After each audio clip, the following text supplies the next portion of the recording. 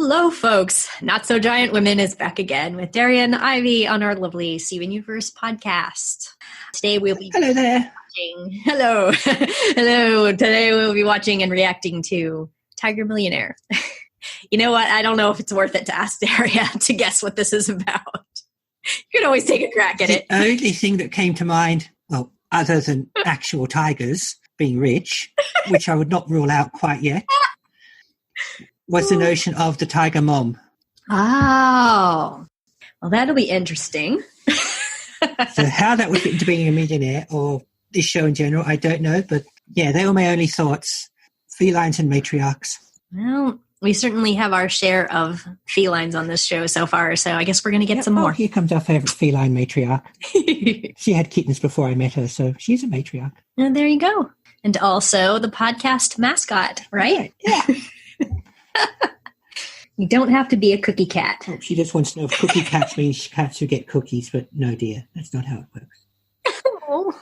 Okay. Well, I'm ready to start. Those of you who like to watch along, prepare to pause and absorb as I am about to begin. Yes. All the crystal gems will always save the day.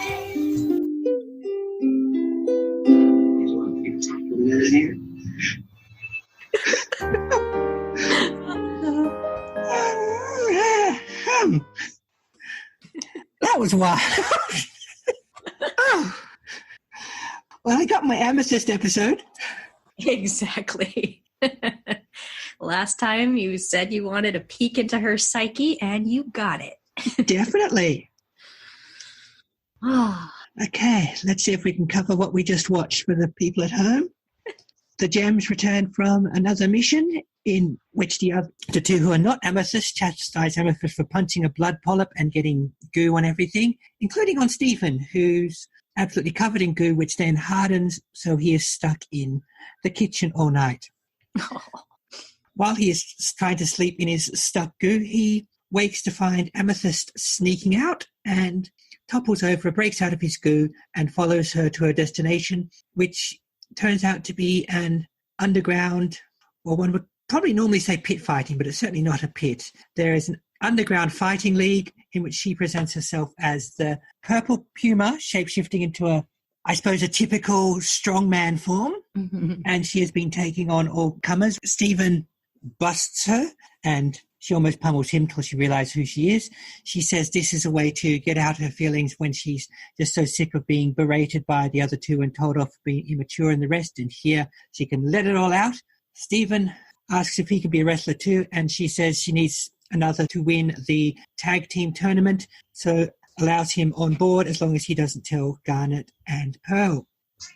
To go with the purple puma, Stephen concocts the identity of the Tiger Millionaire, gives him the backstory that he was the son of a famous feline family who made his millions in the coconut mines.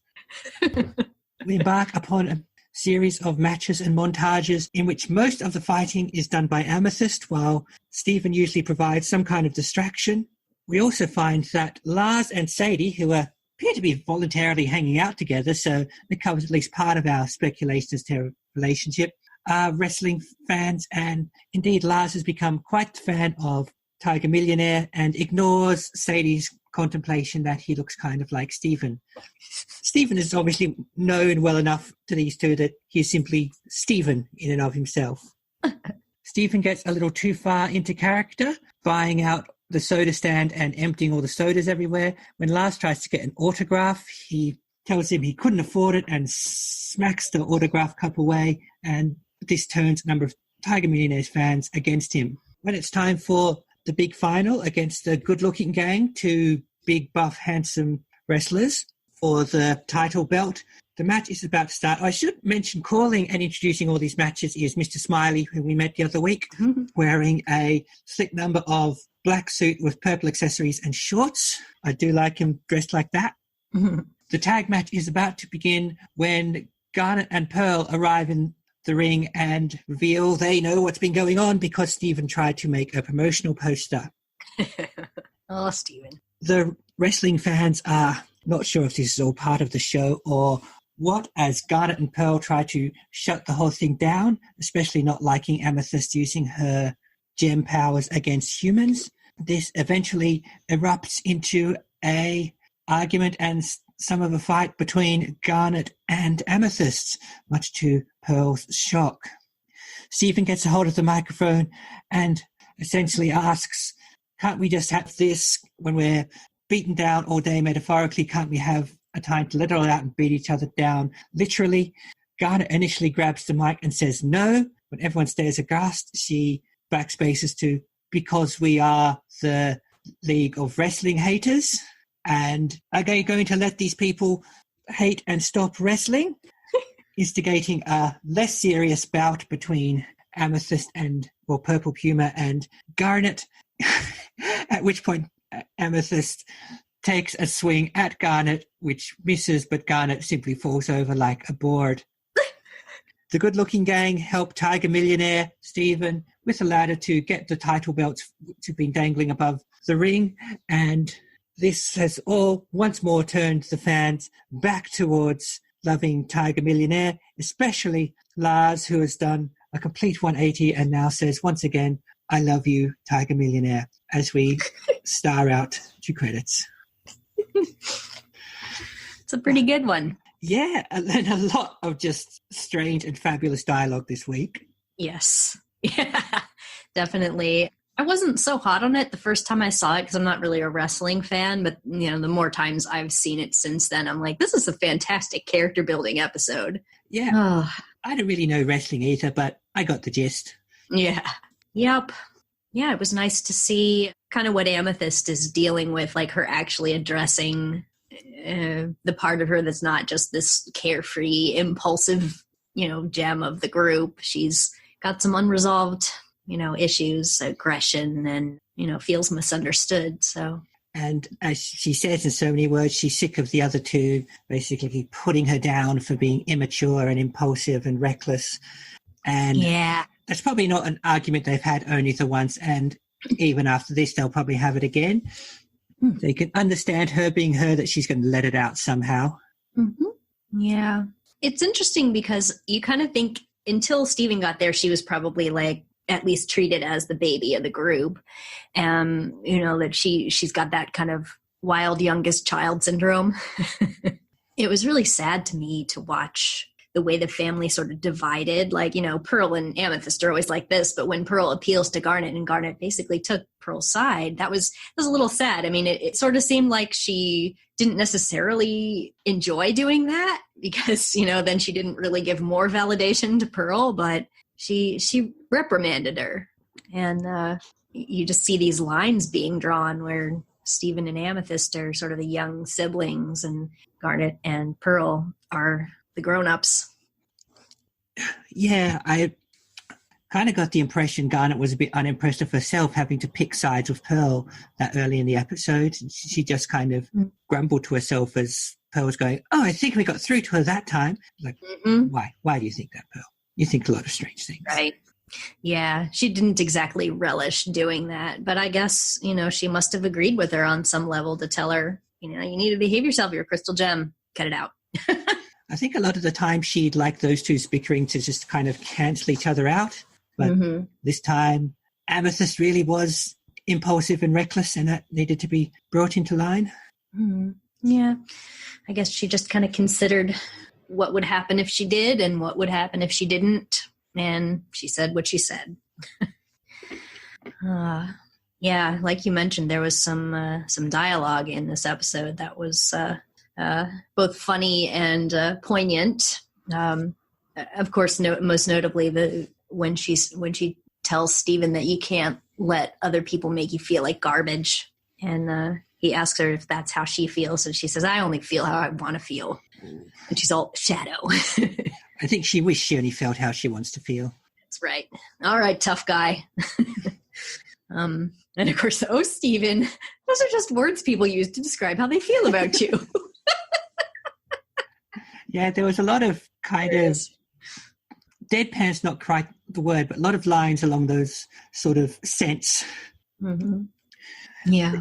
I admit, I thought And again, this is where it dodges the cliche, because I thought what we were going to get was when Stephen realized how much people were hating Tiger Millionaire and calling him cruel, I thought he was going to throw the match to dissolve his cruel persona, but which they probably would have done on many another show, except this time Garnet and Pearl try to rain on everyone's parade and then kind of realize that's what they're doing and turn it around. Yeah. Although I agree with Pearl a little bit that it's not really fair for Amethyst to beat up on humans, but, you know, wrestling is wrestling. It's not like she's tearing him apart or killing him or something. Yeah. And so they're all coming voluntarily too. Right. Yeah. I remember the Loch Ness Blogster must have seen what Purple Puma did to the various comers beforehand, and yeah. I was just going to mention him. That blog he has that is actually real. It has a couple of entries that came out right as this episode was coming out. One of them is him setting it up like, I'm gonna go to this underground wrestling and I'll be the Loch Ness Blogster, and it's no big deal because, you know, wrestling is fake. And then his next entry is like, I was wrong, wrestling is totally real. Because he got his butt handed to him. So I thought that it was really appropriate that Amethyst would be a wrestling heel, you know, that she would play that role. It was really interesting to see Steven do it, though, because you wouldn't think he would be like a bad guy in the theater of wrestling, but he really took to it. He really understood it. Yeah, interesting. I guess he kind of lost himself in the part. And he was with her, you know, that he was following her lead, and that was their persona, as they were villains, they were heels. So that's what they were doing. And, you know, I mean, it's theatrical, and he doesn't actually fight very much. He just enables her to win. Well, she would have just been stuck for the tag team unless she actually had someone else on her team. Yeah, it might have been difficult for her to find an ally if he hadn't showed up. Great perception from the fans, and that Sadie vaguely suspects that Tiger Millionaire looks like Steven when he just has a cat nose. Yeah. I think it's pretty adorable that she sees right through him. Yeah. On the other hand, no one picks, a purple person. I wonder if that's Amethyst, who is the only purple being in town. Right. Yeah. It is really interesting that Lars is so adamant that it cannot be this little kid who he thinks is pathetic and weak and tiny. But he sees Tiger Millionaire and he's like, this is the best thing I've ever seen. What he would do if he knew that he was worshiping him and asking for his autograph. Yeah, you got to wonder, is there a kind of psychological barrier that stops him realizing it's Steven because he doesn't want to worship Steven, or is he just not very perceptive? Maybe a little of both, but I definitely think it's more the former, because just based on what we know about Lars, he just wouldn't be able to reconcile those two things. So if he sees Tiger Millionaire and thinks he's awesome, that can't be Steven, because Steven's not awesome. This one, a few times we see Lars genuinely enjoying himself and not just at someone else's expense. Yeah. I mean, he was rooting for the bad guy, which is kind of Lars-ish, but he was having a good time. Sadie did not really appear to be having much of a good time, but she enjoyed it when he was smiling, when he was enjoying it. She was like, oh, well, this is okay then.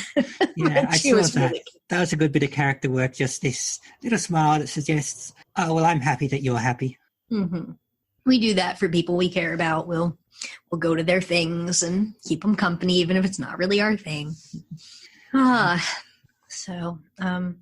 So it looks like they've been bringing Steven on missions again, and this time he came back gooey. It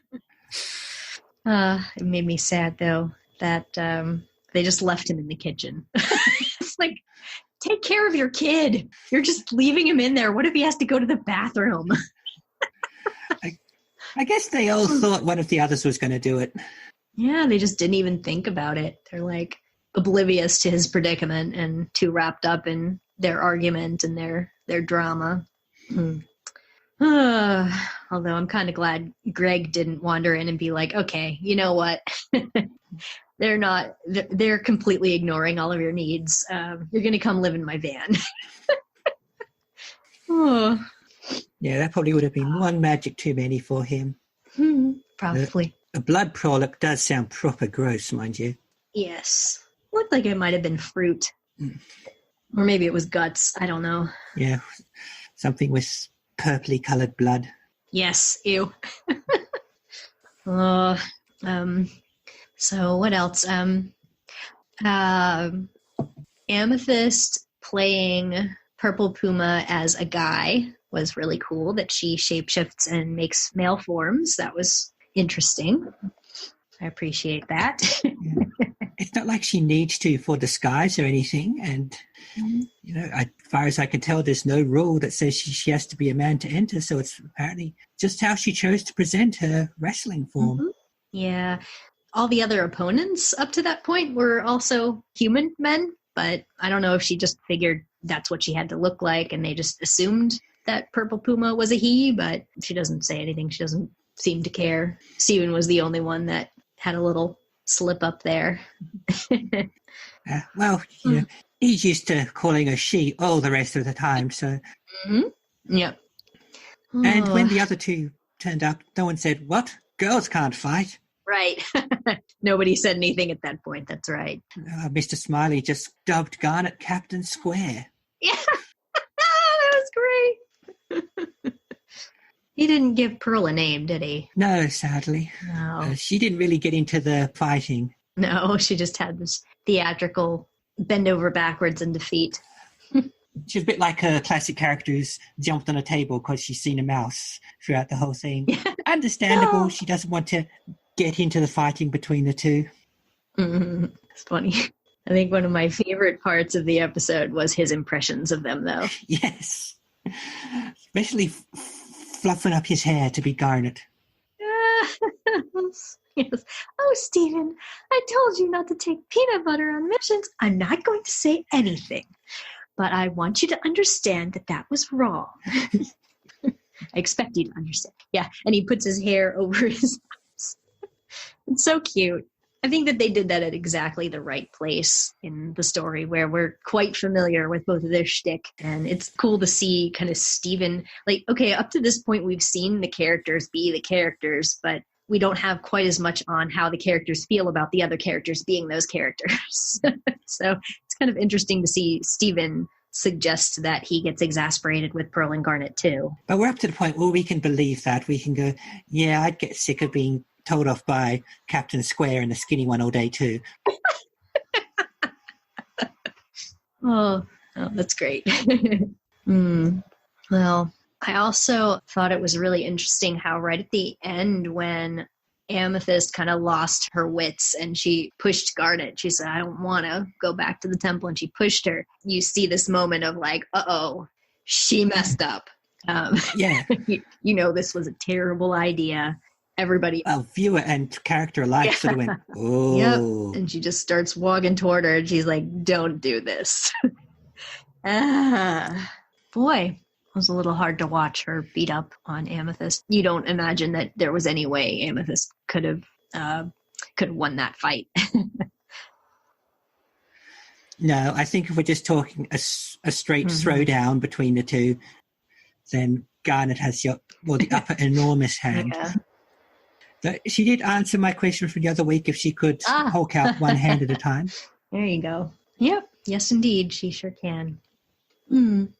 Amethyst didn't use her weapon, though. Would have been a giveaway. You start pulling stuff out of your chest. She had a character. That and her gem was hidden on the character design. It's in the middle of a big white patch of hair. Yeah, I figured. Big white chest hair and armpit hair and everything. Adorable. And as you mentioned, we saw Mr. Smiley again. You have to wonder, like, I mean, he is everywhere. He gets up to all kinds of stuff, and this must be like his off hours. So he's emceeing these underground matches. He's always busy.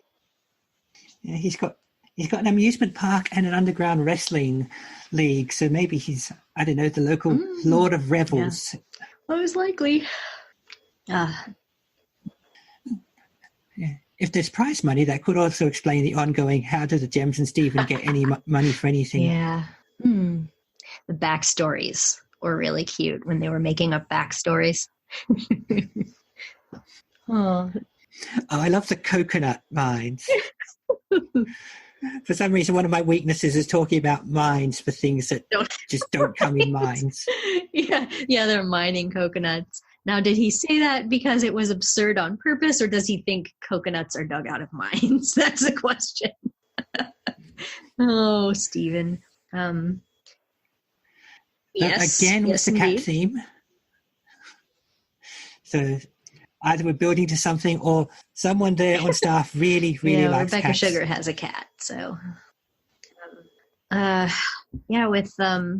with all those backstories that he cooked up for himself and later for Purple Puma, it made me wonder at this time, like, what kind of fiction does he read? Like, he's very imaginative, but he seems to be making references, like he's influenced by some kind of movies and fiction and comics and whatever else. So I'm curious what kind of entertainment Stephen likes to engage in. We haven't really seen him with it yet. Yeah. And he also seems to be pretty creative generally when he has a reason to be, when someone just sort of, or someone or something sort of pulls him back to watch him go on his creativity, and he just concocts backstories out of whole cloth for wrestling characters and comes up with all sorts of scenarios. A lot more imaginative than the Order of Wrestling Haters. Yeah.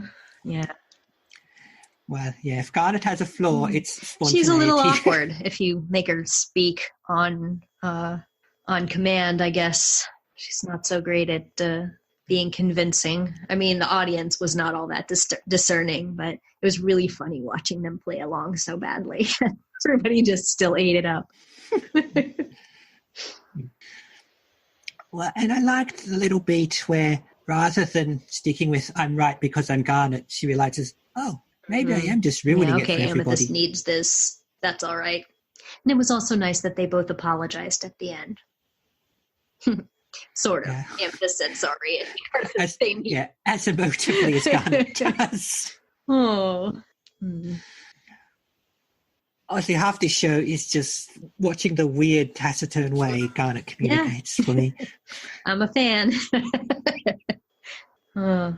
So I have a friend who cosplayed as Tiger Millionaire at a convention, and I went with him, and I forget what we were doing. We were standing somewhere, we were doing something, and all of a sudden somebody came out of nowhere and almost, like, it was like, I didn't know if he was getting assaulted or what, but somebody like ran into my friend, and then I realized the person was dressed like Purple Puma and was trying to tackle him. And it was like, what? And, we didn't know this person. And that was like the most amazing thing, just that neither of those things is like, it's not like it's the main characters. It's alter egos of the main characters. So it's like, I was not expecting to see a Purple Puma there. Purple Puma probably wasn't expecting to see a Tiger over and tackled Millionaire. him. Yeah. My friend even had like some jungle bucks. What I have experienced of the fandom, they do seem the type of people who will lock onto little things and run with them. Yes, and get play joy a very out of them. specific thing. Well, this friend of mine is a fan of doing costumes within costumes. So it's like almost everything that he's done in recent years is like some character being some other character in some way. So that was a perfect costume for him. I'll have to show some pictures of that on the visual version. Yay. Yes. It's really funny. He's done it a few times because it's a pretty easy costume. So all you have to do is walk around in suspenders and a little purple tie with a $sign on it. It's pretty easy. Oh, this is a bit of a tangent, but Yes. there's a blog I read about things like facial difference in media, and I found out via that apparently Amethyst's cleft lip in her core form is indeed meant to be a cleft lip and is deliberate. I didn't know if it was just a character quirk or if they were, deliberately drawing her as with a facial feature that some of the viewers might have but not often see on TV. So that's good, because facial difference in popular media is another one of my things I like to keep an eye on. Well, hence reading the blog. Yeah, I feel like there's a couple of ways you can interpret the way that people look. My impression of that is that she kind of has this, the way that her mouth looks kind of looks like a lot of cat-related creatures, like the way that if you're trying to draw, especially sort of cute anime girls and stuff like that, you see a little sort of cat face on them. But she has it even when she's not being cute, so it's just how she looks. Yeah, and that's what I like about it. Yeah, I like it too. And I do like that, their faces are all different. Like, it doesn't, I get tired of watching, just visually, it gets tiresome to watch any kind of cartoon where the faces are all identical. Yeah, there are some comic artists that are really notorious for that too. Yeah, just Looking at you, Greg Land. doesn't take much, to make a face a little wider, a little longer, have a longer nose, a shorter nose, some kind of noticeable difference. Because, every person, if you line them up, is going to have a different face shape. Yeah, but it does still look within the same design aesthetic, the different faces on this show. You can tell that for all the differences in how they look, that Garnet, Amethyst, Stephen, Pearl all come from the same creative well. Yeah, I think the way that their eyes are drawn is very similar to each other, except for that we don't see Garnet's, so that doesn't contribute to her face. Yeah, when and if we ever see her eyes, it's probably going to freak me out. Just because you're not used to seeing that entire half of her face. Yeah, she's got the Oakley blades or whatever she calls, just covering them the whole time. Oh, yeah. She's got a visor. And it's mirrored, so you can't see behind it. Yeah, I used to wear sunglasses that all the time. It was the 90s. Yeah, actually, come to think of it, I had some mirrored shades like that. They were more rainbowy, though, and they were round. I was also going to say regarding, like, face shapes, now that you brought it up, it's like if you put enough focus on the shape of a character's face being different from other people, you can also, even in a simplistically drawn cartoon like this, you can suggest family relationships, which I think Greg and Steven have a similar face shape, even though he's older, so his face is not quite as like heart-shaped and chubby, and he's got a beard on half of it, but they have the same nose. Yeah, in fact, there's a lot of resemblance. It's almost like the animated version of when live action have different members of the same family played by the same actor. Yeah. So I think that is a good choice for just making us understand who's related to who. Only a few lines. As we said before, sometimes it's easy to just stick things in the audience's face so they know what's going on. Certainly. And of course that's true to life, because a lot of times you do have your dad's nose. I sure do. Oh yeah, I look almost like a photoshopped merge of my parents. So, so funny. I think I look more like my mom. Well, I think I have two sisters, and the three of us have decided that I look like the best mixture, but my youngest sister looks more like my mom, and my middle sister looks more like my dad, so I guess I'm a mixture. But I see pictures of me that really, really look like my mom when she was younger, so... Yeah, well, my mother and I used to work together, and people could tell we were related straight away. Makes sense, because you are. So they thought we were siblings rather than parent and child, because she just refuses to age. For a long time, that was the deal with my mom, too. People would more often think that we were siblings.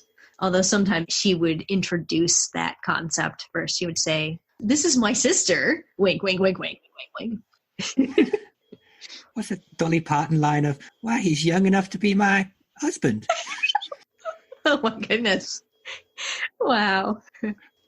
Let's see, what else should we cover? Anything else from the show, or should I try to ask you a probing question?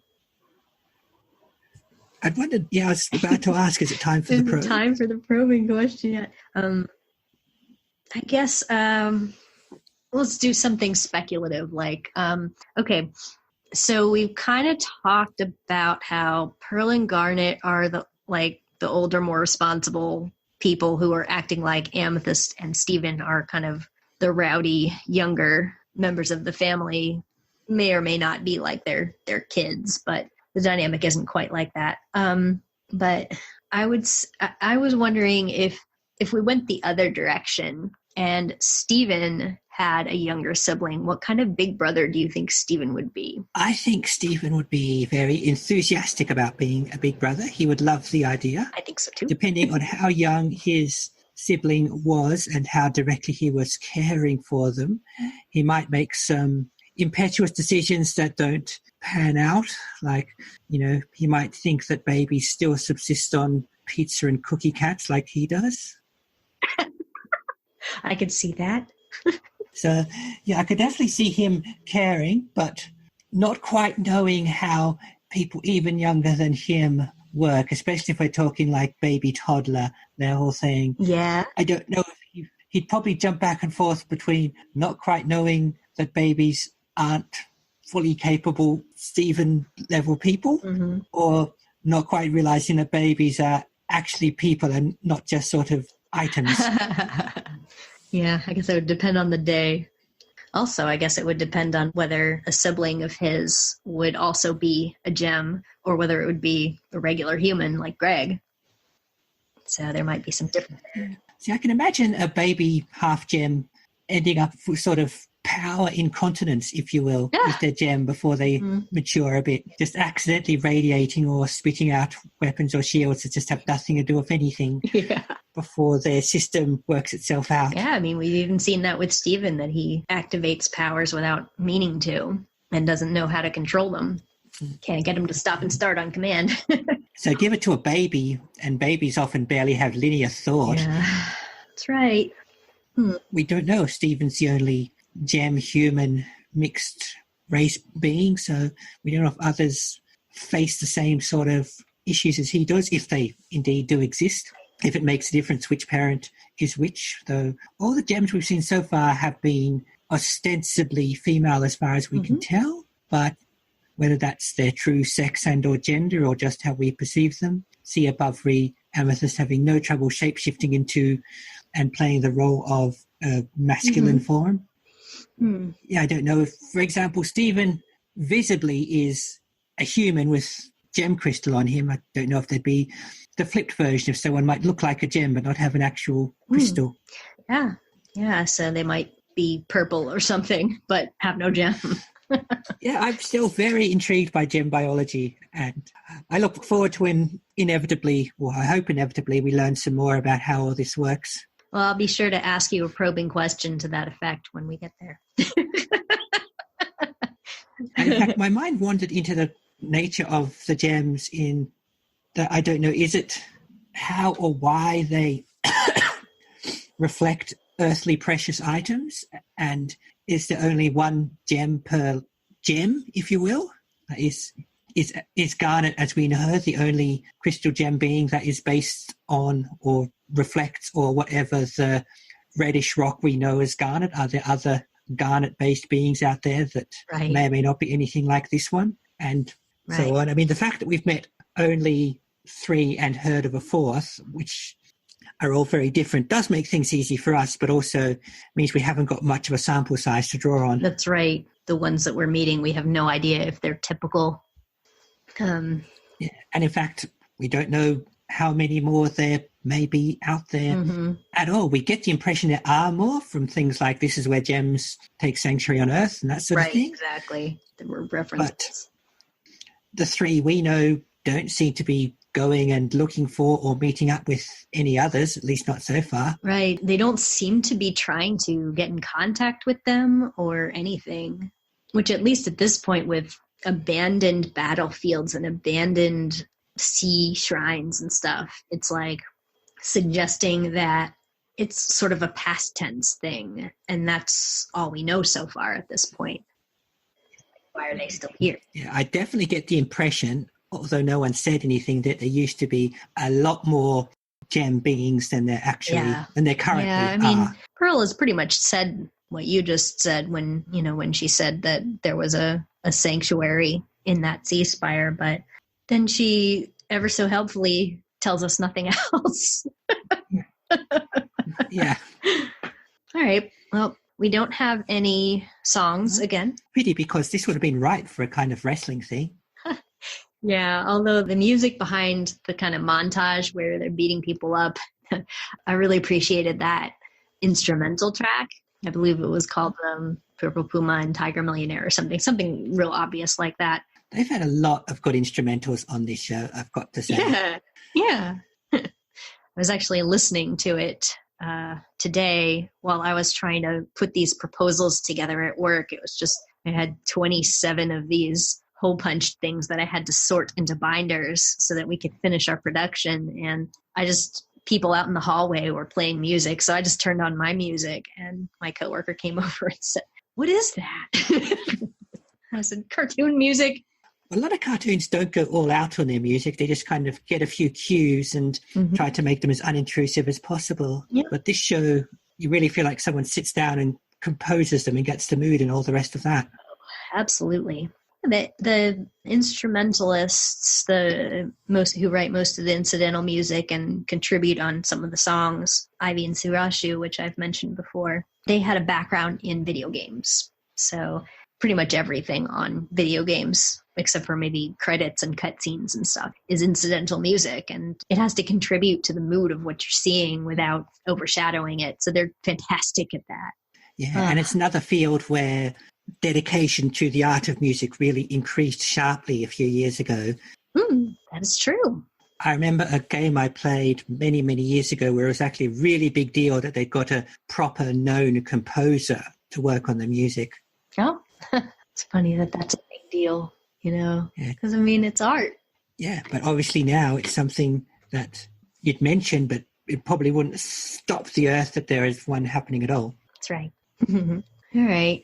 So music-wise, that's really all I have for you. And sadly, I also have no food. Yeah. I could spill soda everywhere. You get a coconut. After I buy out the pop stand. I could eat a coconut, yeah. But there was really no food featured. So I was sadly unable to feature a dish this time. Oh, well, I guess that leaves us to merchandise. That, and I might have some factoids first. Of course. I guess usually tell you who did the boarding. That was Raven Mollison and Paul Vallejo again. And they were the people who did this that I said are usually on scary episodes, but this time it was not a scary episode. They did Frigo. So Raven and Paul. And what else? Oh, you remember when in Cat Fingers, Amethyst was doing all that shape-shifting to show off? Yeah. She did the purple puma during that sequence. And so she showed it to us like 3 episodes before it was featured. They do love doing that. I'll have to start taking better note of little things like that may return. You could drive yourself up the wall wondering, is this going to come back? Is this going to come back? But the answer is always yes. And that was one of the fun little things that she showed us in her montage of animals was she showed us her puma. So she was clearly already at it. Yeah, I guess that means it's been going on for a while. Yeah. Heard a couple of really cool interviews with Rebecca Sugar recently where she specifically is talking about really loving the concept of the sublime. And she's really taken with this idea of things going on right outside of the main story. So you can refer to them but never see them. And she really loves doing that. So it doesn't surprise me that, you could put 1 or 2 little clues and then something's been going on. And it makes it so much more believable when you actually see it manifest, is that the evidence for it having been going on is right there. Yeah, especially when you go back and you think, well, all this time this character must have been secretly doing this other thing. And, in many shows you see no sign of it, but this rewards a rewatch because you go, oh, there's a purple puma form. Mm-hmm. It would be cool if there was a mission and they couldn't find Amethyst and they're like, oh, she's probably off doing something, and later you conclude, oh, she was wrestling. But they haven't done that. They didn't have in any of the previous episodes, they didn't have her mysteriously missing when they expected her to be there. So I guess despite what her, quote, sisters have said, she hasn't been actively slacking off to do this. This isn't her addiction metaphor. No. Definitely sort of more coping with aggression in a slightly more healthy way. This episode is a good example of why I don't like to present them with the taglines, the episode descriptions, because this one literally says Steven joins Amethyst in an underground wrestling league. So it's like, it tells you exactly what it's going to be about.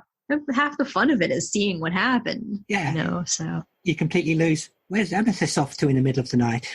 Right. I would have been really sad if, that had been spoiled. But I'm still reading episode descriptions for things that I have yet to see. So I take all the blame for spoiling myself. Yeah, there's a big event on the Arrowverse shows coming up, and despite all my willpower, I occasionally go, I'm just going to take a little look at this description. That'll be fine. Mm-hmm. Yeah. I mean, every once in a while they put something in there that, especially if something really big is going to happen, they make the description especially innocent.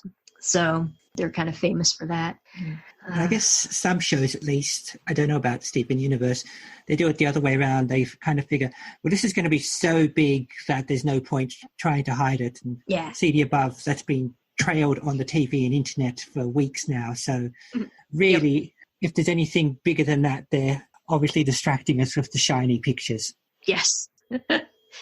See, I think I only have one more factoid, which is a cute thing about that poster, the promotion that Pearl found as evidence that they had been up to something. The poster was actually drawn by a child. Ah.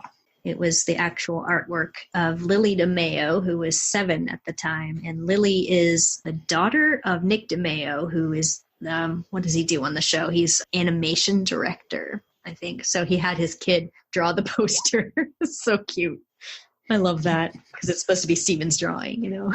Yeah. Adorable. Yeah. Oh, I noticed the episode poster on the Gem Glow video version. That there's like, so is that a thing they do every time? Have like a poster for the episode? Because that's pretty cool.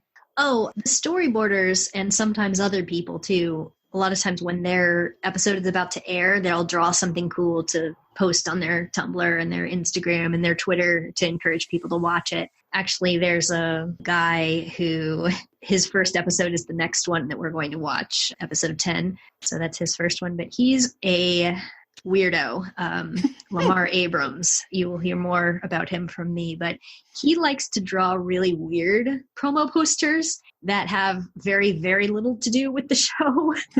He'll put the characters in some kind of really wacky situation and then write a completely wacky episode description. And it's hilarious.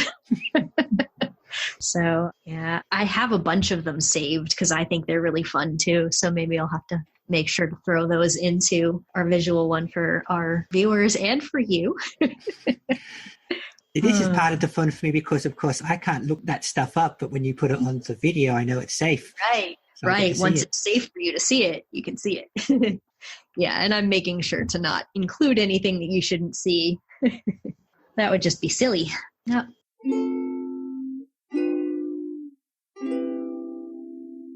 Should I do my merch stuff? Let's see what we got. You can probably guess, but I have a cute little plushie of Tiger himself. This was a special at San Diego Comic-Con, I think 2016. Yeah, they gave him the margarine hair and everything. Yeah, a little. I winced a bit inside when I saw him smearing the margarine through his hair. Yeah. Let's see. Yeah, so this was some kind of it was a special convention item. You can just get this off a website. So I had to buy it from someone on eBay because I did not go to the convention. But It is ever so cute. this is one of the cutest plushies that exists. He's even got little suspenders in the back. Last week I couldn't show you that there is also a Tiger Millionaire backpacking. So Awesome. I figured I'll just show him to you now. Part of the collection. And he's the rare one. He's the one that's supposedly very difficult to get in the mystery boxes. So I've got The chase figure, they call them in Transformers. Yes, he is the chase figure. And there's only one in that group, but there's 10 figures, and 5 of them are Steven. But this isn't Steven. It's Tiger Millionaire. Yeah. Right, Totally Lars? different. I don't know what you're on about. I like the 1980s excess of his rich guy persona. He's got the suspenders, the braces. Yeah. He's also at one point got it's a huge prop, but it's also based on the old brick style mobile phones. And again, it's playing to the idea back when only rich people had mobile phones and were talking on them to do business. Actually, my friend who dressed up as Tiger Millionaire for the convention, he made himself a giant box phone that looked like that. And I think I have a picture of it. Nice. Yeah. And then he left it at my house for a year and a half. You're like, what am I supposed to do with this? Yeah, but I just left it on a chair for a really long time. But yeah, he focused in on that item as well and said, I got to carry that around, a giant cell phone. as mentioned, I'm not like a wrestling person. I'm not knowledgeable about any of that stuff, but there's definitely like a lot of specific wrestlers in that group of people. Like some of the background wrestlers that their opponents are based, like obviously based on certain wrestlers that are well known to people who follow wrestling. And I'm not going to rattle off a list of them. I don't know them off the top of my head anyway, but I think for Tiger himself, though. I only know the like really, really famous ones who do movies and stuff. Right.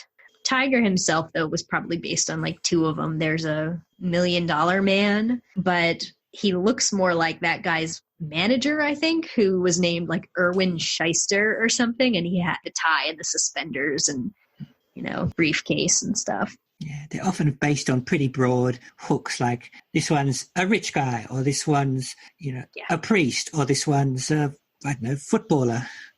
Right. And of course, Amethyst could be any big, bulky luchador. Yeah, also pretty classic sort of 50s wrestling thing back in the days when professional wrestling was actual professional wrestling rather than the sports entertainment. Theater. Yeah. I often wonder how people who do the sport of wrestling as their career feel about professional wrestling only meaning these loudly colored other guys, but I don't know. Huh. I have a pal who did some wrestling in high school. I'll have to ask him, like, what did you guys think of this theatrical soap opera style wrestling? because quote unquote real wrestling was a bit more popular here for a while when I was younger. So I saw a lot of that on the TV, but not so much of the sports entertainment version. Right. I mean, wrestling was back in ancient Greece. That was an art form, basically, like something that, and it wasn't, nobody had a backstory. The backstory is we came here today to wrestle. Yeah. We covered ourselves in oil and we wrestled in a sand pit. My parents watched the sumo wrestling, which is all still real. Oh, yeah.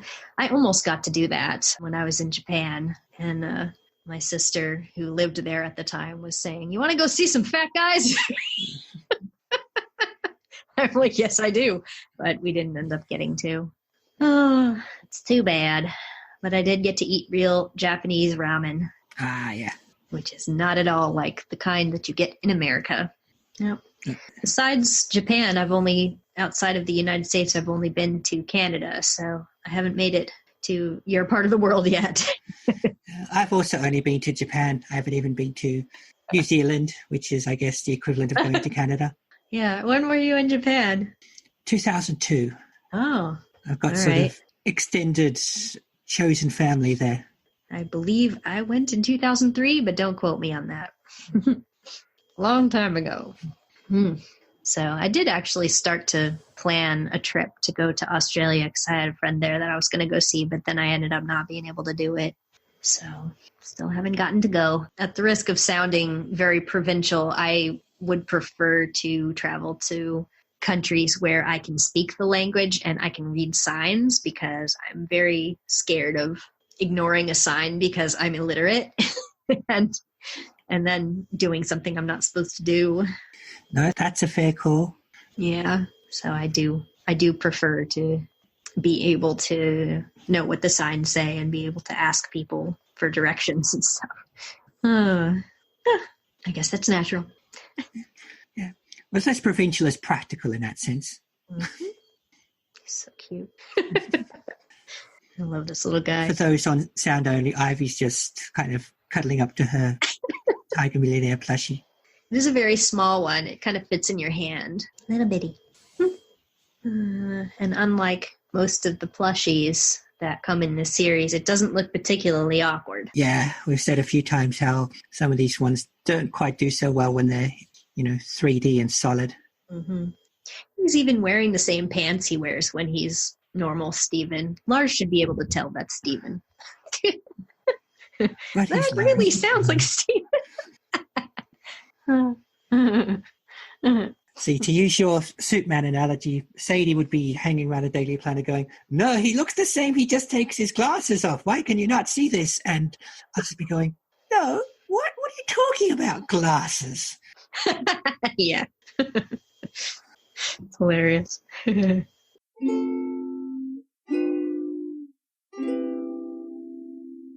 All right, I'm out of content. Anything else from you? No, I'm good to wrap this up and jump forward. I am too. Okay. Well, that was Tiger Millionaire. Thank you all for listening and enjoying the world of underground wrestling in Big City. We'll see y'all next time. Bye-bye. Bye.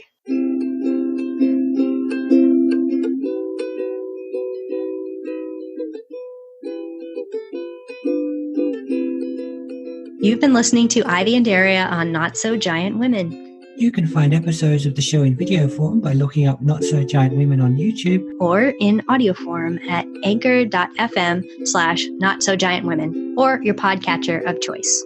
You can also find us on Facebook.